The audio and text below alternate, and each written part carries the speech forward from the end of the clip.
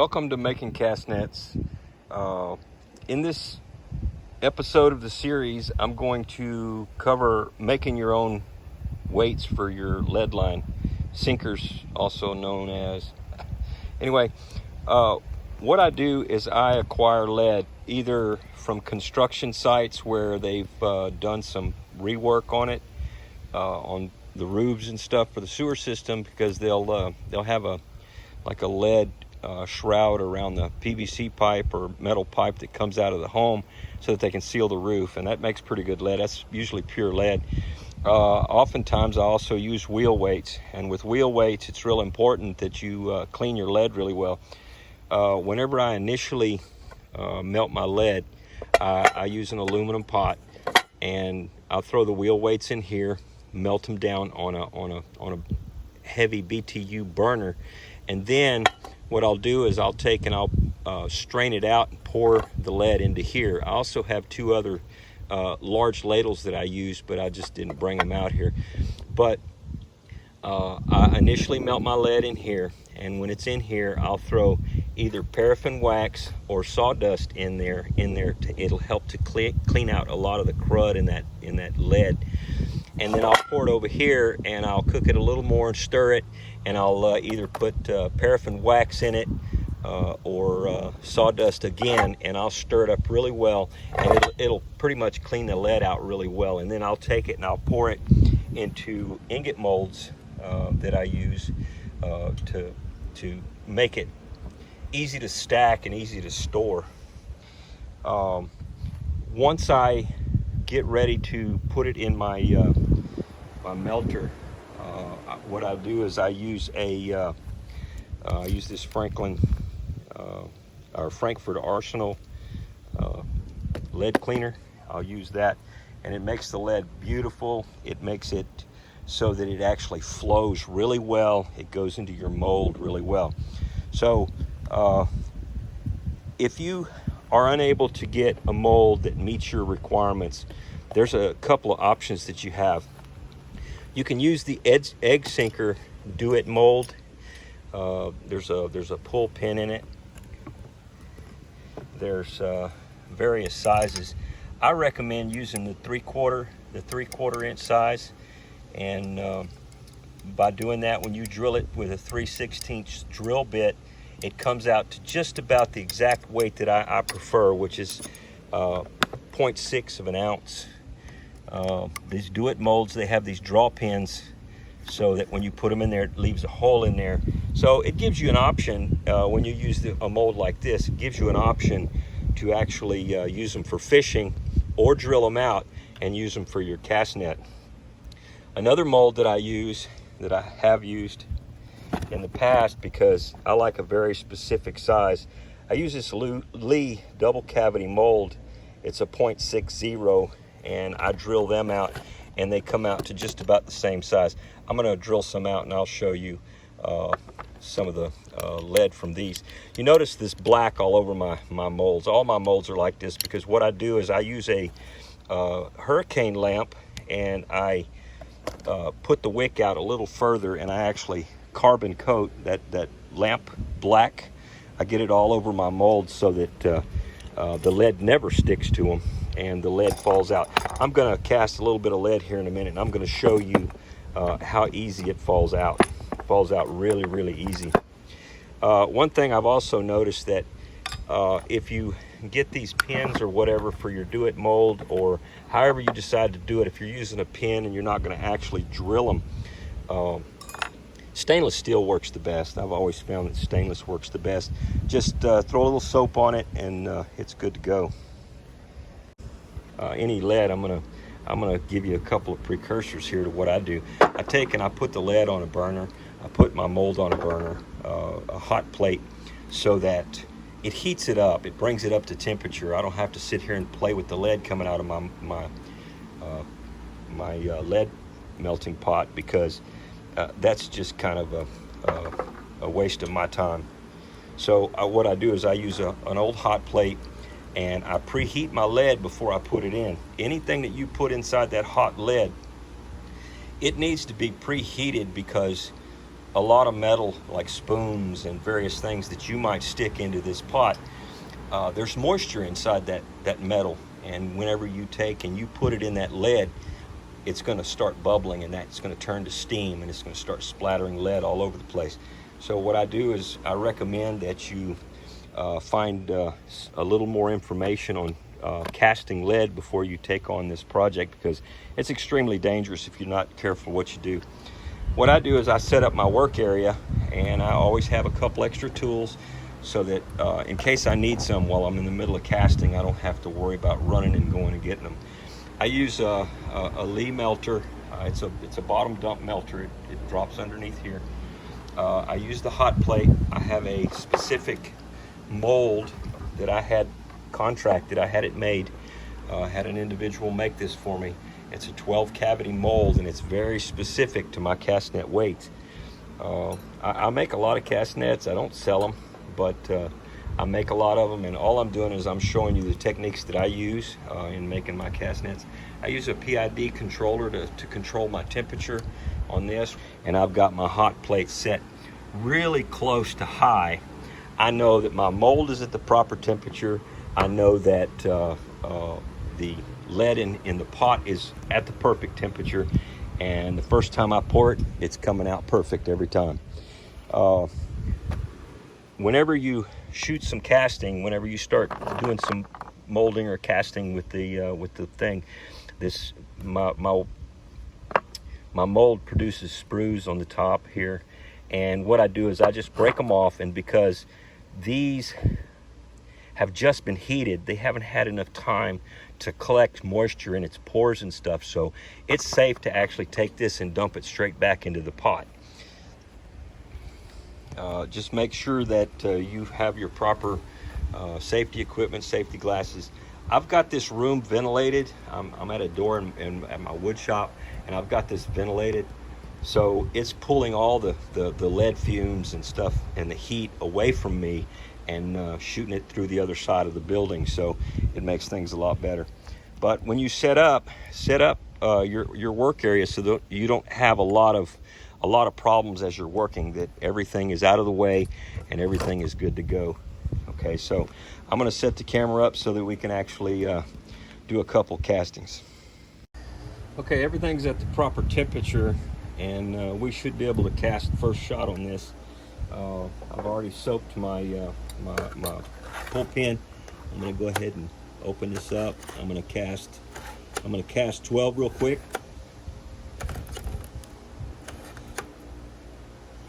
I'm going to rotate this pin, and I'm going to pull the pin out. I'm going to insert the pin in the opposite side. I'm going to reinsert it, fill the cavities.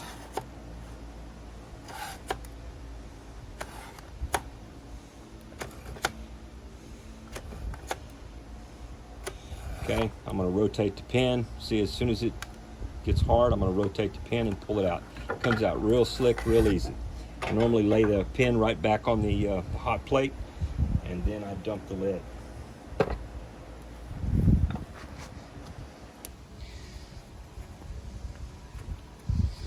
Okay, got my PPE back on. I'm going to open the mold.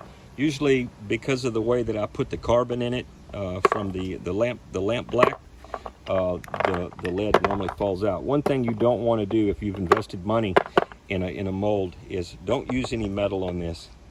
Don't use metal. Get you a piece of wood, and you can just barely tap them and they'll fall off. Usually I'm a little more aggressive, and whenever I open it up and I just shake it like that, and they'll normally fall right out. The sprues that are on here, what I do is I let them cool normally, but I'm going to go ahead and do it this way. I grab the sprue with a small pair of pliers, and I just put my fingers over the holes and I twist, and it comes right off, and so they're ready to go.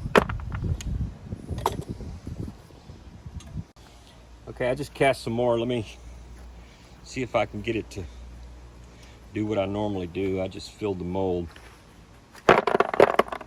See, all but one fell out, and that's from the lamp black. The thing about it is the lamp black, I don't have to do it again. Once you use the lamp black, the mold will start to break itself in as you're using it. This mold is made out of aluminum. I had an individual, I asked him how much he'd make it for, and he gave me a super good deal. So anyway, this is how I make my cast net weights.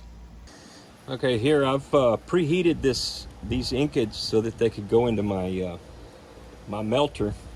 So I've preheated them on the hot plate, and they're not melting, but they're not too far from melting. So when I actually insert them into the pot, there's not going to be any moisture trying to get out of the lead or getting into the hot lead that's already in the pot. My temperature is going to drop on the pot, and once it comes back up to 750, my mold will still be at the proper temperature that I need it.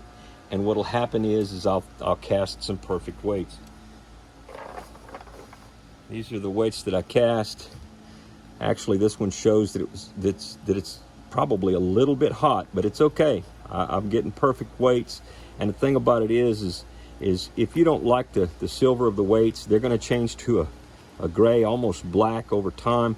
And then if they oxidize, they're going to actually turn slightly white. But let me show you one of the things that I do with weights as well. You can customize your weights, and you can pretty much make them any color you want. What I do is I put these in a vibratory case cleaner used for polishing brass, and I'll put these in there with some Eastwood OD green. And what it does is it covers the lead. And one, if somebody wants to look at it as a toxin or it's a toxic material to be using, I just covered them, I coated them, I protected them, so I'm not going to be exposed to the lead. If people have that concern, once they've cast their lead and they go ahead and get this all the powder coat on there really well, and then put it in a little toaster oven or whatever, however you do this for yourself, and go ahead and make them for your cast nets in just about any color at all. And all the colors that Eastwood makes are really pretty. I'm not advertising for Eastwood, but I've not found any other company out there that makes a better powder coat to powder coat your lead or whatever you want to do. These are OD green, and they're good for a go bag, you know, a get home bag if you put a small 3-foot cast net inside there, so that you're able to produce food or whatever you need to do really, really fast when you're on the move. Hope this helps. One of the things that I do to make life a little easier is I always set my area where I'm going to drop my weights, sinkers if you will. I put them on an angle on a piece of wood that's clamped to a sawhorse. And what I do, these are just floating. This is actually being held down by the C-clamp. But what I do is I actually take and I move this over, actually push it out this way. It makes it a lot easier. A little noisy, but it makes it a little easier to get the completed weights, the finished weights out of the little tray there. Drilling your weights, one of the things you might want to do is make a jig. All I've done is use a pair of vice grips.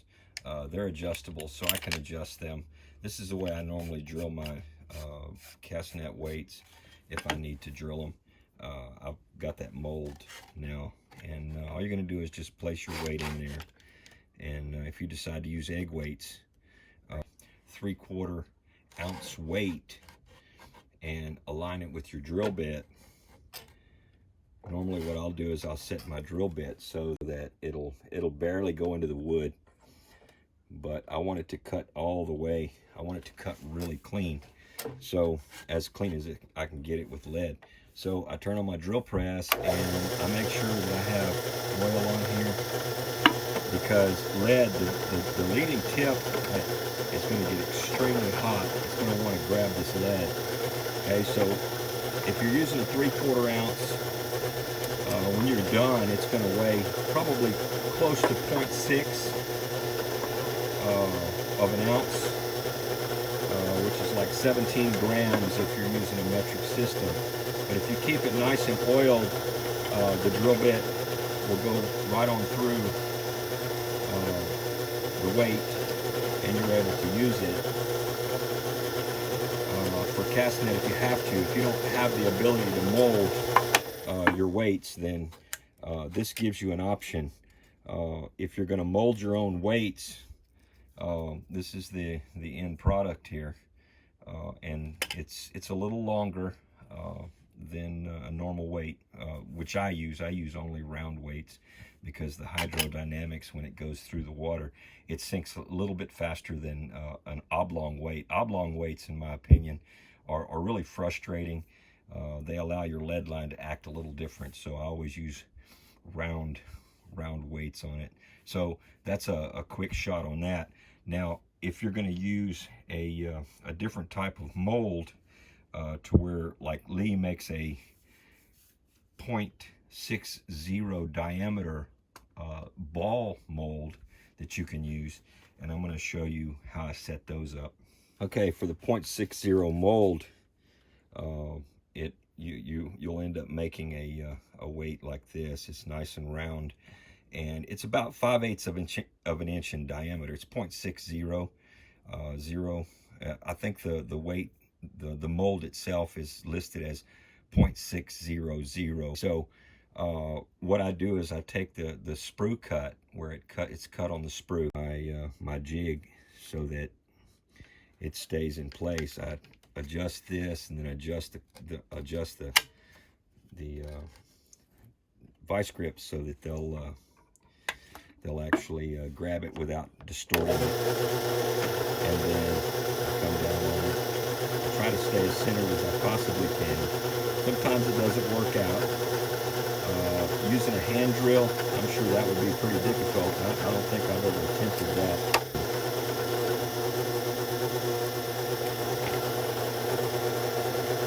I noticed on that one that the lead stuck a little bit to the tip, because the tip reached the temperature where it made the lead soft, as though it's melting it, and it starts to stick to the bit, and it makes it very difficult. If you don't have a way to hold your lead, then you're going to have problems with it spinning and all kinds of different things. So it takes a little time to do this, but for years I've done it this way, so that I've got the weights that I want versus settling for what's available out there, because I want the best performance I can get. That's why I use the Flying Dutchman technique, because it's the best out there. You can do whatever form of net making you want.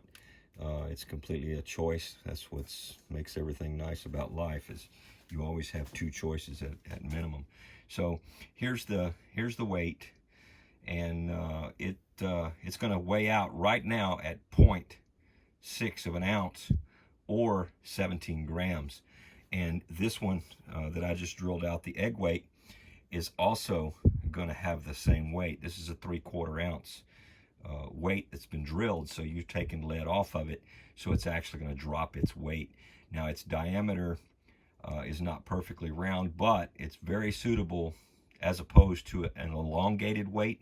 An elongated weight, when it hits the water, it doesn't sink as well. It's gonna be slower in the sink. So as it tries to get to the bottom as quickly as possible, it's not going to be as fast as round weights. Okay, guys, that concludes the way that I make my cast net weights. Lots of suggestions if you want to make your own. Hope you enjoyed the video. Thanks, guys.